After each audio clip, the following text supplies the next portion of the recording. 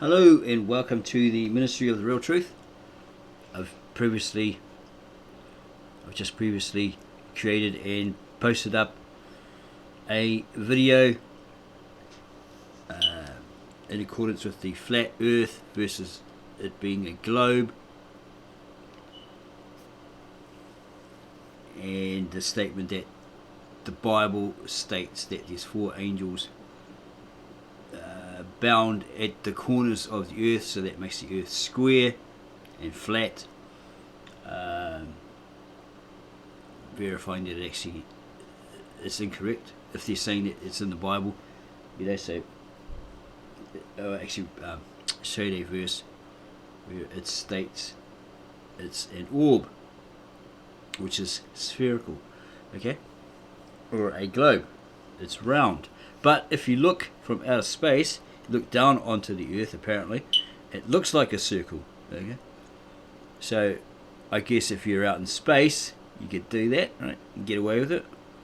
I don't know too much about it, right? I haven't done the scientific study and all that. There's lots of conspiracy videos on YouTube, others saying yes, it's a flat earth and science has proven it. The Bible says it's flat, when it actually doesn't.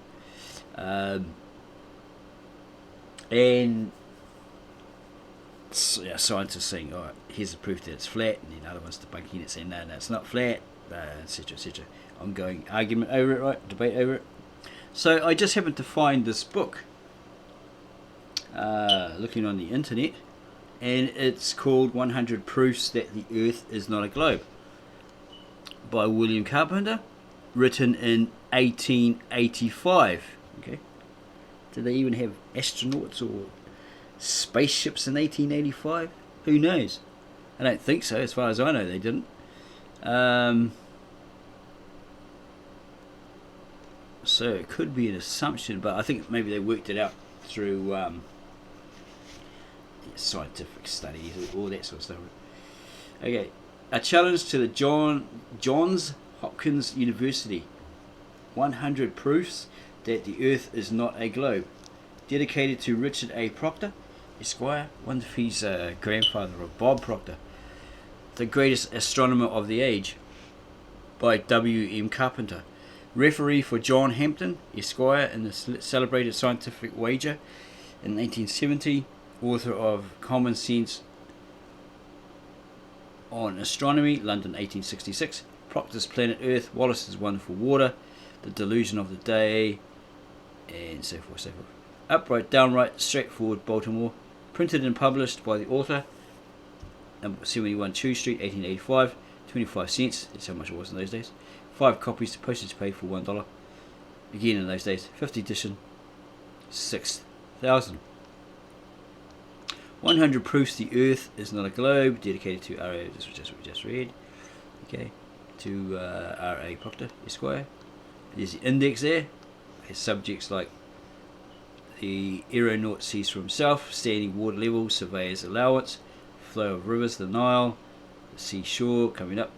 Okay, the spherical lodestone, no falsehoods wanted, no proof of rotundity, a most complete failure, Earth's curvature, okay, and much more there. Look at that, 100 topics in the index. Schoolroom proofs false. Pictorial proof, Earth a plane. How time is lost or gained. Introduction. Parallax, the founder of the Zetetic philosophy, is dead. Okay, you have to do your personal research on that. And now it becomes the duty of those, especially who knew him personally, and he laboured with him in the cause of truth against error, to begin anew the work which is left in their hands. Dr. Samuel B. Rowbotham finished his earthly labours in England, the country of his birth, December 23rd, 1884, at the age of 89. I guess that's the way of saying that he died. He was certainly one of the most gifted of men, and though his labours as a public lecturer were confined within the limits of the British Islands, his published work is known all over the world, and is destined to live and be republished when books on the now popular system of philosophy will be considered in no other light than as bundles of waste paper. For several years did Parallax spread a knowledge of the facts which form the basis of a system without the slightest recognition from the newspaper press, until in January 1849 the people were informed by the Wilts Independent, must be some sort of newspaper in those days, that lectures had been delivered by a gentleman adopting the name of Parallax to prove modern astronomy unreasonable and contradictory. That great school was shown by the lecturer, and that he proved himself to be thoroughly acquainted with the subject in all its bearings. Such was the beginning, the end. Such was the beginning. The end will not be so easily described. The truth will always find advocates, men who care not a snap of their fingers for the mere opinions of the world, whatever form it may take, whilst they know that they are the masters of the situation and that reason is king. In 1867, Parallax was described as a paragon of courtesy, good temper, and masterly skill in debate. The author of the following hastily gotten up pages is proud of having spent many a pleasant hour in the company of Samuel Burley Rowbotham. A complete sketch of the Zetetic philosophy is impossible in a small pamphlet, and many things necessarily remain unsaid, which perhaps should have been touched upon, but which would to some extent have interfered with the plan laid down, the bringing together in a concise form. 100 proofs that the earth is not a globe. Much may be gathered indirectly from the arguments in these pages as to the real nature of the earth on which we live, and of the heavenly bodies which were created for us. The reader is requested to be patient in this matter and not expect a whole flood of light to burst in upon him at once through the dense clouds of opposition and prejudice which hang all around. Old ideas have to be gotten rid of by some people before they can entertain the new, and this will especially be the case in the matter of the sun, about which we are taught by Mr. Proctor as follows: the globe of the sun is so much larger than that of the earth.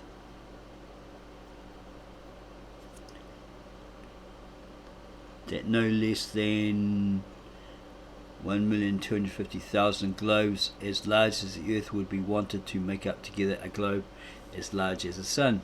Whereas we know that, as it is demonstrated, that the sun moves round over the earth, its size is proportionately less. We can then easily understand that day and night and the seasons are brought about by his daily circuits, round in a course concentric, with the north diminishing in the extent to the end of June and increasing until the end of December, the equatorial region being the area covered by the sun's mean motion. If then these pages serve but to arouse the spirit of inquiry, the author will be satisfied. The right hand of fellowship in this good work is extended in turn to Mr. J. Lindgren, 90 South First Street, Brooklyn, and to Mr. John Hampton, editor of Parallax, the new journal, Cosmos House, Balham, England. If a man uses the senses which God has given him, he gains knowledge. If he uses them not, he remains ignorant. Mr. R. A. Proctor, who has been called the greatest astronomer of the age, says the earth on which we live and move seems to be flat. Okay, he's saying it seems to be flat. Now, he does not mean that it seems to be flat to the man who shuts his eyes in the face of nature, or who is not in the full possession of his senses. No, but to the average, common sense, wide awake, thinking man. He continues, that is, though there are hills and valleys on its surface, yet it seems to extend on all sides in one and the same general level.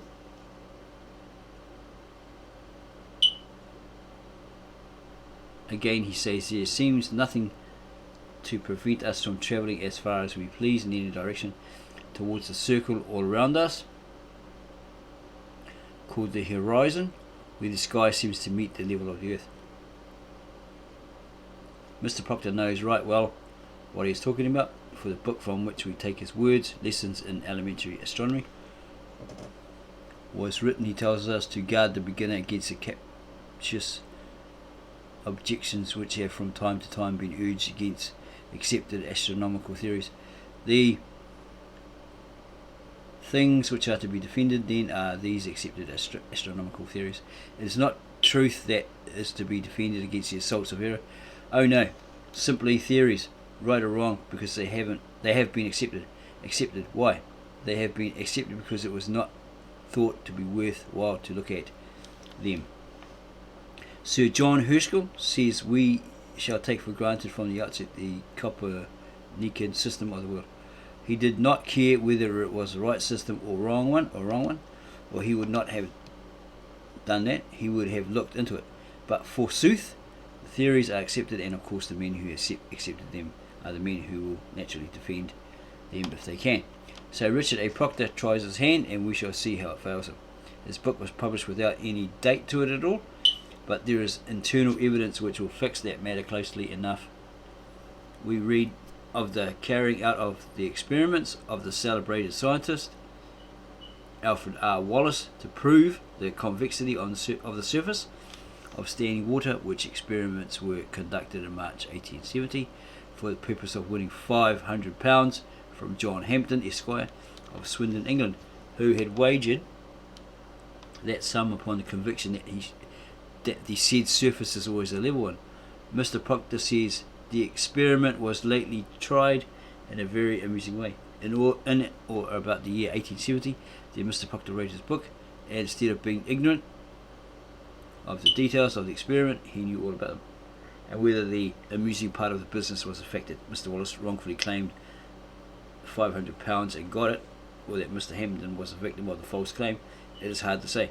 The way in which the experiment was carried out is, to all intents and purposes, just the way in which Mr. Proctor states that it can be tried. He says, however, that the distance involved in the experiment should be 3 or 4 miles. Now, Mr. Wallace took up 6 miles in his experiment and was unable to prove that there is any curvature, though he claimed the money and got it. Surely it would be amusing for anyone to expect to be able to show the curvature of the earth in 3 or 4 miles, as Mr. Proctor suggests. Nay, it is ridiculous. But the greatest astronomer of the age, I keep saying that, says the things can be done. And he gives a diagram showing how the roundness of the earth can be proved by means of 3 boats on a large sheet of water, 3 or 4 miles. But though the accepted astronomical theories be scattered to the winds, we charge Mr. Proctor either that he has never made the experiment with the 3 boats, or that if he has, the experiment did not prove what he says it will. Accepted theories indeed are they to be bolstered up with absurdity and falsehood?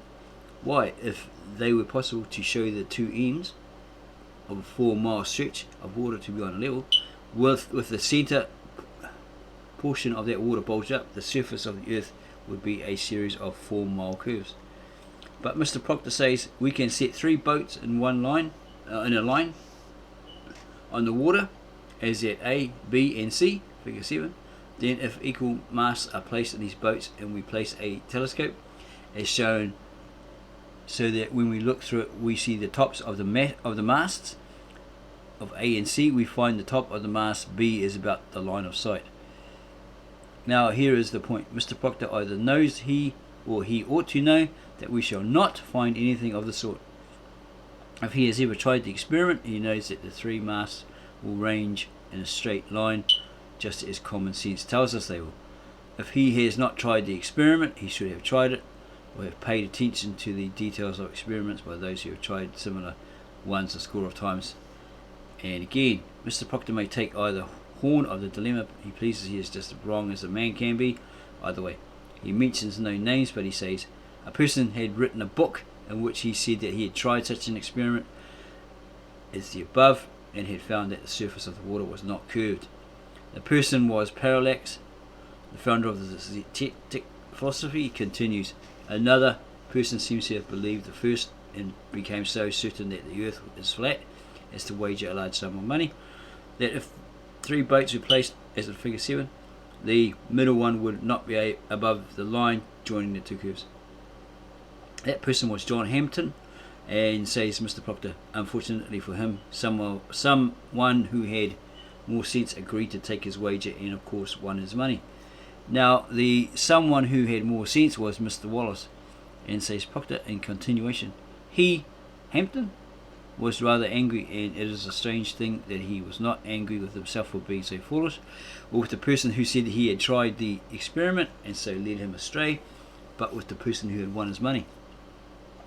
Here then we see that Mr. Proctor knows better than to say that the experiments conducted by parallax were things of the imagination only, or that a wrong account had been given of them, and it would be well if he knew better than to try to make his readers believe that either one or the other of these things is a fact. But there is the old Bedford Canal now, and there are 10,000 places where the experiments may be tried. Who then are the foolish people? Those who believe the record of experiments made by searchers after truth, or those who shut their eyes to them, throw a doubt upon the record, charge the conductors of the experiments with dishonesty, never conduct similar experiments themselves, and declare the result of such experiments to be so and so, when the declaration can be proved to be false by any man with a telescope in 24 hours. Mr. Proctor, the sphericity of the earth cannot be proved in the way in which you tell us it can be. We tell you to take back your words and remodel them on the basis of truth.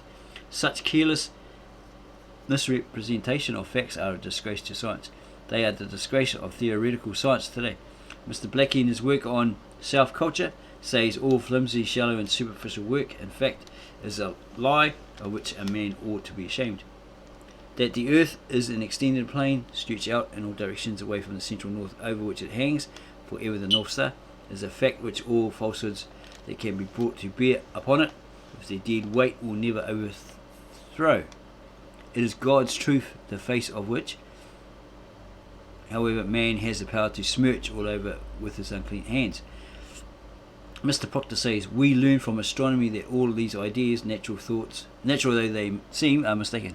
Man's natural ideas and conclusions and experimental results are then to be overthrown by what? By astronomy. By astronomy? By a thing without a soul, a mere theoretical abstraction, the outcome of the dreamer. Never. The greatest astronomer of the age is not the man, even who can so much as attempt to manage the business. We find, says Mr. Proctor, that the earth is not flat, but a globe, not fixed, but in very rapid motion, not much larger than the moon, and far smaller than the sun and the greater number of the stars. First then, Mr. Proctor, tell us how you find that the earth is not flat, but a globe. It does not matter that we find it, it does not matter that we find it, so put down in that conglomeration of suppositions which you seek to defend. The question is, what is the evidence of it? Where can it be obtained? The earth on which we live and move seems to be flat. You tell us. Where then is the mistake there? Where then is the mistake? If the earth seems to be what is not, it is not. How are we to trust our senses? And if it is said that we cannot do as we are to do, as it is said that we cannot do, are we to believe it and consent to be put down lower than the brutes? No, sir. We challenge you, as we have done many times before, to produce the slightest evidence of the earth's rotundity from the world of facts around you. You have given us the statements we have quoted, and we have the right to demand the proof. And if this is not forthcoming, we will have before us the duty of denouncing the absurd dogma as worse than absurdity, as a fraud, and as a fraud that flies in the face of divine revelation. Well then, Mr. Proctor, in demanding a proof of the earth's rotundity, or the frank admission of your errors, we are tempted to taunt you as we tell you that it is utterly out of your power to produce one, and we tell you that you do not dare even to lift up your finger to point us to the so-called proofs in the school books of the day, for you know the measure of absurdity of which they are composed, and how disgraceful it is to allow them to remain as false guides of the youthful mind. Mr. Proctor, we charge you that whilst you teach the theory of the earth's rotundity and mobility, you know that it is a plane. And here is the ground of the charge. This is Mr. Proctor reply. In page 7 in your book, you give a diagram of the surface on which we live. and the supposed globe, the supposed hollow globe, of the heavens arched over the said surface. Now, Mr. Proctor, will you picture the surface on which we live in an exact accordance with your verbal description? And what is that description?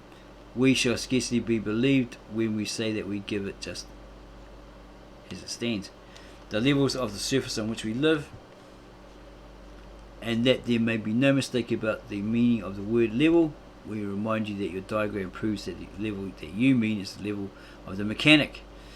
A plane, is it like a carpenter as well? A plane surface, and not the level of the astronomer, which is a convex surface. In short, your description of the Earth is exactly what you say it seems to be, and what you say it seems to be, and yet what you say it is not. The very aim of your book being to say so, and we can call this prostitution of the printing press. I call this the prostitution of the printing press, and it is all the evidence that is necessary to bring the charge home to you, since the words and the diagrams are on page 7 of your own book. You know then that Earth is a plane, and so do we. And there's heaps of more information thrown at him, accusing him of incorrect information, theory, etc. Right? Okay, there's heaps there, lots and lots of it. Okay, so what are we trying to get out here? This is God's truth. Man's experience tells him that he's not constructed like the flies that can live and move upon the ceiling of a roof with as much safety as on the floor. And since the modern theory of a planetary Earth necessitates a crowd of theories to keep company with it, and one of them is that men are really bound to the Earth by force, I guess he's talking about gravity, which fastens them to it like needles around a spherical lodestone, a theory perfectly outrageous and opposed to all human experience. It follows that unless we can trample upon common sense and ignore the teachings of experience, we have an evident proof that the Earth is not a globe. God's truth never requires a falsehood to help it along. Mr. Proctor in his lesson says men have been able to go round and round and round the Earth in several directions. Now, in this case, the word several will imply more than two, unquestionably, whereas it is utterly impossible to circumnavigate the Earth in any other than an easterly or westerly direction, and the fact is perfectly consistent and clear in its relation to Earth as a plane. Now, since astronomers would not be so foolish as to damage a good cause by misrepresentation, it is presumptive evidence that their cause is a bad one, and a proof that the Earth is not a globe. Okay, there's no proof. When a man speaks of a most complete thing amongst several other things which claim to be what that thing is, it is evident that they must fall short of something which the most complete thing possesses. And when it is known that the most complete thing is an entire failure, it is plain that the others, all and sundry, are worthless. Proctor's most complete proof that the Earth is a globe lies in what he calls the fact that distances from place to place agree with calculation.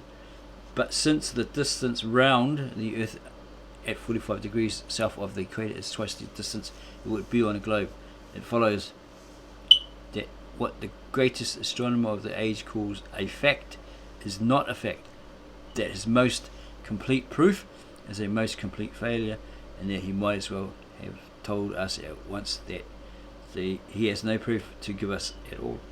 Now, since if the Earth be a globe, there would necessarily be piles of proofs of it all around us. It follows that when astronomers with their ingenuity are utterly unable to point one out, it says nothing about picking one up, that they give us a proof that the Earth is not a globe. Okay.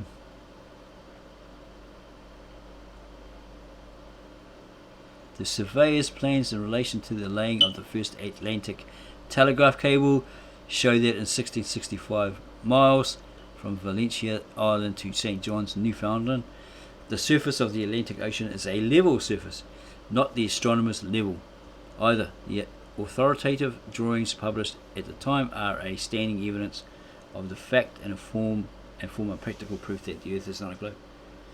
If the Earth were a globe, it would, if we take Valentia to be the place of departure. Curvature downwards in 1665 miles across the Atlantic to Newfoundland, according to the astronomer's own tables, more than 300 miles, but as the surface of the Atlantic does not do so, the fact of its levelness having been clearly demonstrated by telegraph cable surveyors, it follows that we have a grand proof that the Earth is not a globe. Okay, so he goes on some more about it. I'm just wondering if this other guy has a comeback. I think it's just mainly this guy that wrote the book. What's this?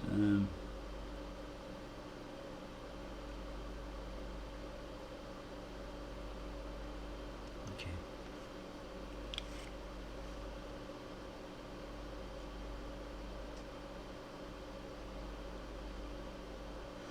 If the Earth were a globe rolling and dashing through space at the rate of 100 miles in 5 seconds of time, the waters of seas and oceans could not, by any known law, be kept on its surface. The assertion that they could be retained under these circumstances being an outrage upon human understanding and credulity.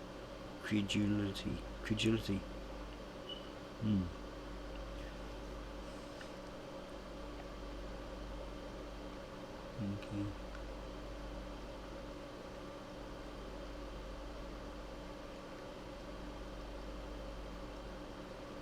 Yeah, it's quite interesting. Quite an interesting book, a lot of reading there. Okay, this one, Baltimore, Maryland, USA, August 1885. Appendix to the second edition. The following letters remain unanswered at the time of going to press, December 7, 1885. And here's the opinions of the press.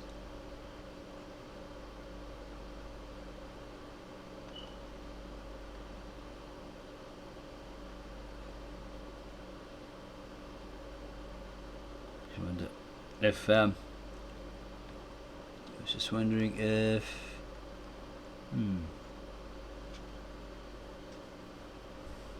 the opinions of the press.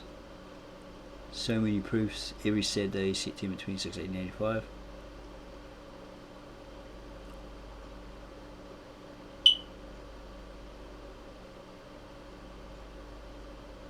Some of them, the proofs, are of sufficient force to demand an answer from the advocates of the popular theory.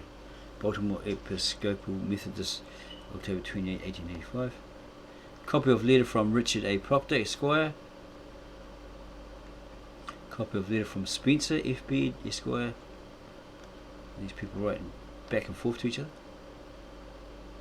Appendix to the 5th edition, editorial from the New York World of August 2, 1886. The Earth is flat.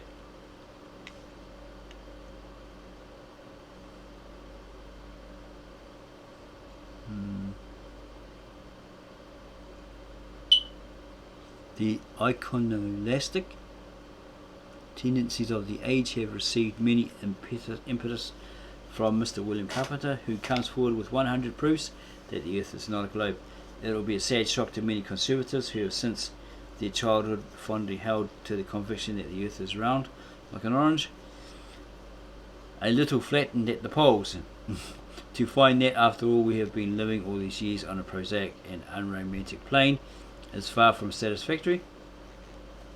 We have rather gloried in the belief that the semi-barbarous nations on the other side of the earth do not carry their heads in the same direction in which ours point. It is hard to accept the assertion that the cannibals and savage islands are walking about on the same level with the civilized nations of our little world. Okay, but Mr. Carpenter has 100 proofs that such is the unsatisfactory truth.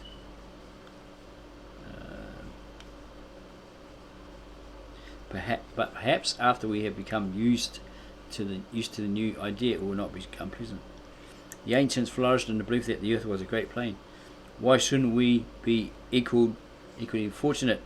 It may be romantic, but it is not especially comforting to think that the earth is rushing through space, twisting and curving like a gigantic ball delivered from the hand of an enormous pitcher. Something in the universe might make a base hit if we kept on, and we would be knocked over an aerial fence and never found. Perhaps after all, it is safer to live on Mr. Carpenter's stationary plane.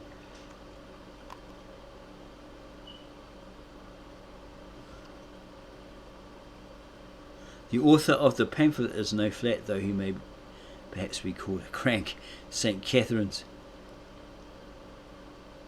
Is it Canterbury? Evening Journal, December 23rd.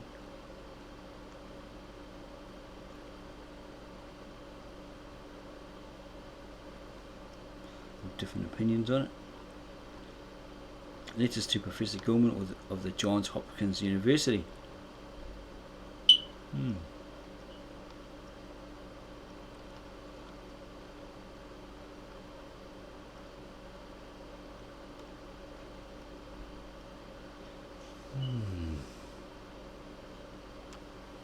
Okay.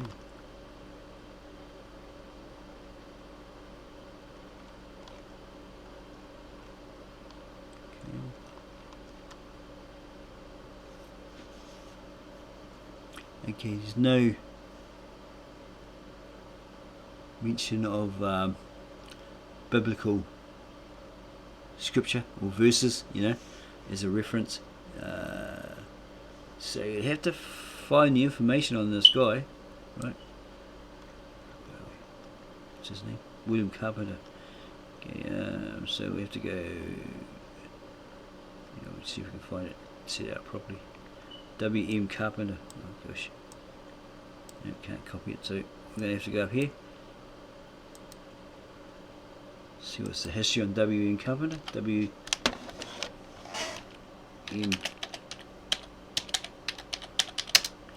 See what the world said about him. What was said about him.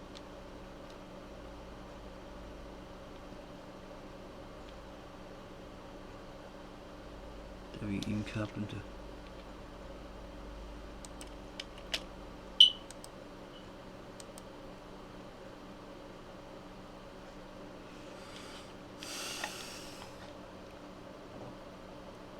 Okay, here we go. Is this the same guy here?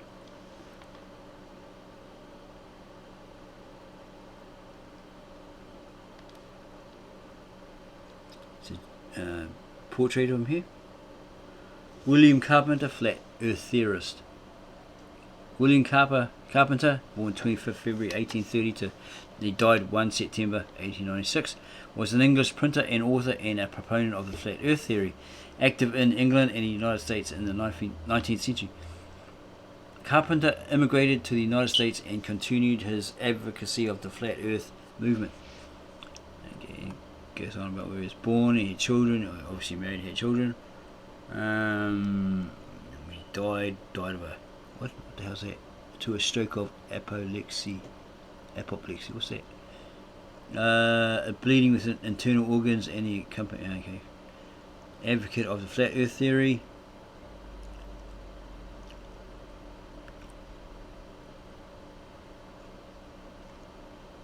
Okay, not really that much on him. So I haven't found any dirt on him. Okay, Carpenter was a passionate advocate of the flat earth theory, which holds that the earth is not a globe. A printer originally from Greenwich, England, he published these books.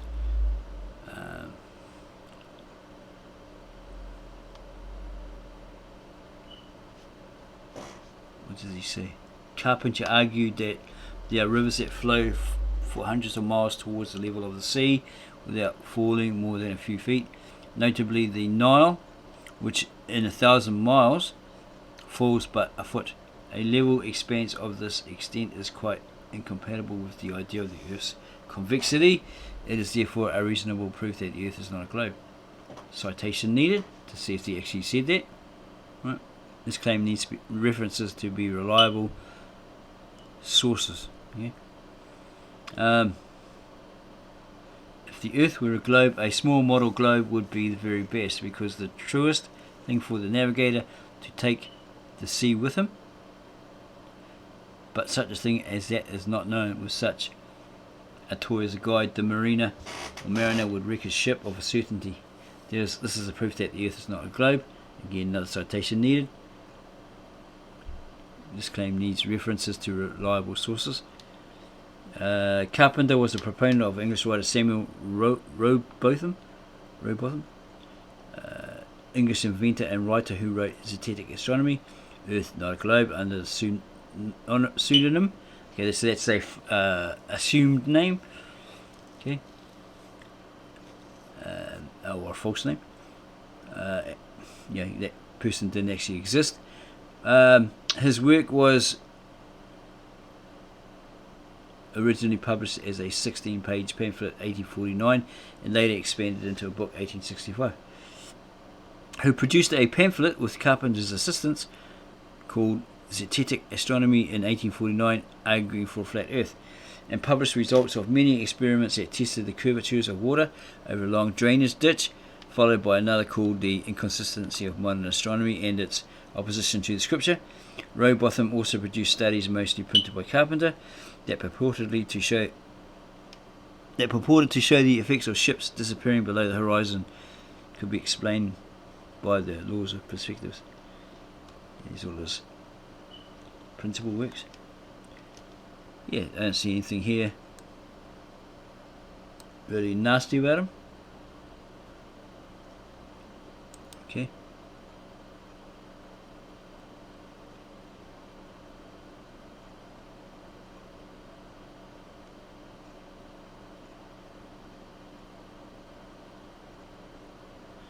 Okay.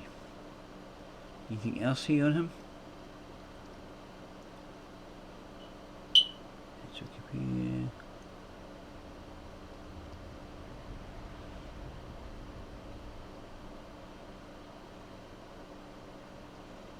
Different carpenters.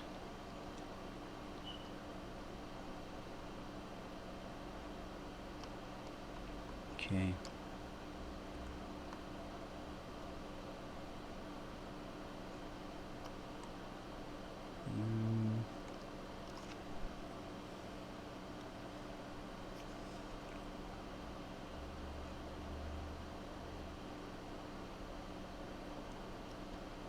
William Benjamin Carter.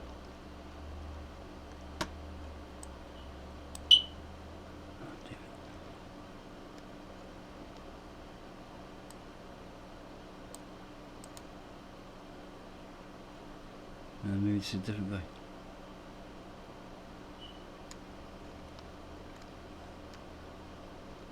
W.M. Carpenter, okay. Nope. William Carpenter. Shall we look at his name again?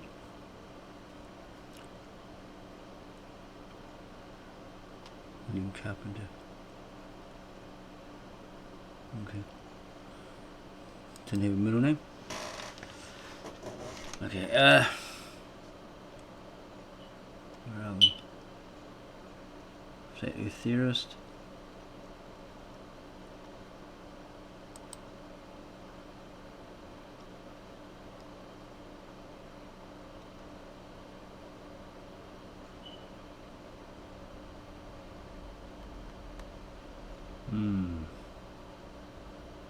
Can't find anything else on him.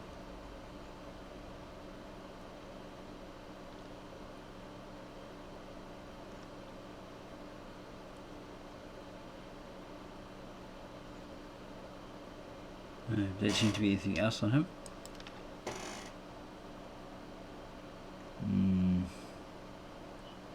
Okay, we're going to go back up here, because the only place you're going to get the info on this guy is with the references, I guess, which are down the bottom here.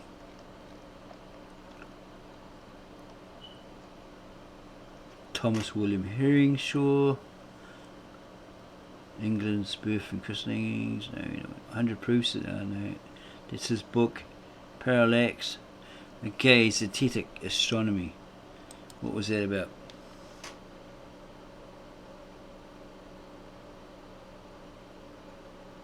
Okay, this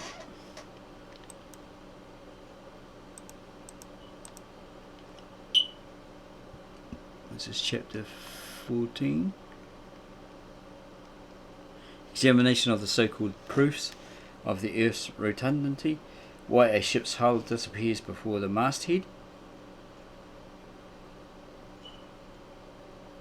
It has already been proved that the astronomers of the Copernican school merely assumed the rotundity of the Earth as a doctrine which enabled them to explain certain well-known phenomena. What other explanation can be imagined except the sphericity of the Earth? Is the language of Professor De Morgan, and it expresses the state of mind of all who hold that the Earth is a globe.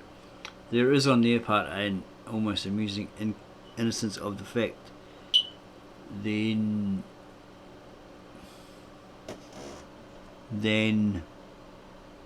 where are we?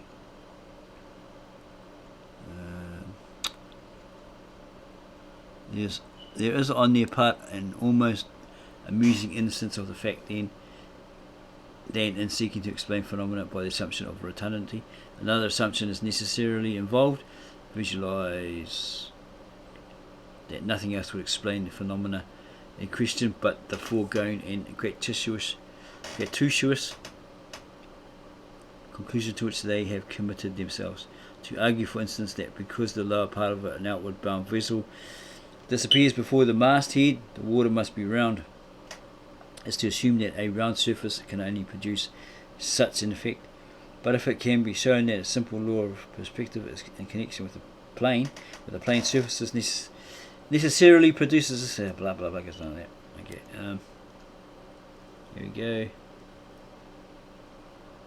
In the first place, it is easily demonstrable that as shown in the following diagram, figure 71, lines which are equidistant.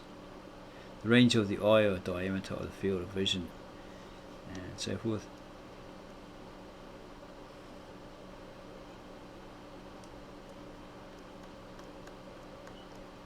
Okay, heaps of information there.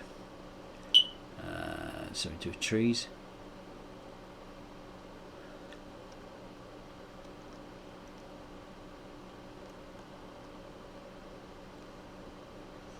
Okay, so is it in fact a flat Earth, not a globe, or is the sky full of it and it actually is a globe and not a flat Earth? That's where you do personal research on and prove it beyond a doubt that it's established fact, that's irrefutable, infallible, irrefutable, undeniable, that the evidence has proven itself. Okay, so hopefully you found that interesting. That there's some older proofs that the Earth is flat, right, as well as the modern day ones, the latest ones. But there are also the so-called scientific facts, the evidence that debunks it all. So you have to go do your own personal research, establish the claimed facts as facts, prove that it's evident by letting the evidence prove itself that it is, and it all has to be irrefutable and infallible. So, hope you like that. Hope it's brought some light on the difference between a flat Earth and a globe. You know, does it prove to you that the Earth is a globe, or does it prove to you that the Earth is flat? Okay, let's end arguing and produce the evidence that it is a flat surface, there's no curvature, or that it's a globe, that there's gravity, etc, etc. So subscribe to our channel if you enjoyed that, and give us a thumbs up, at least for effort, and add your comments, and yeah, don't forget to set that bell so you get notified, so you don't miss out on any of our exciting videos as we try to get to the truth. Therefore bringing you the real truth. And you go tell your friends, hey, this is interesting, look at this. Nobody's really looking at it. This guy's found this really old book from 1885 that proves that the Earth is indeed flat. Okay, so come and have a look at this guy's YouTube channel, the Ministry of the Real Truth, and Yeah. Let them know what you think.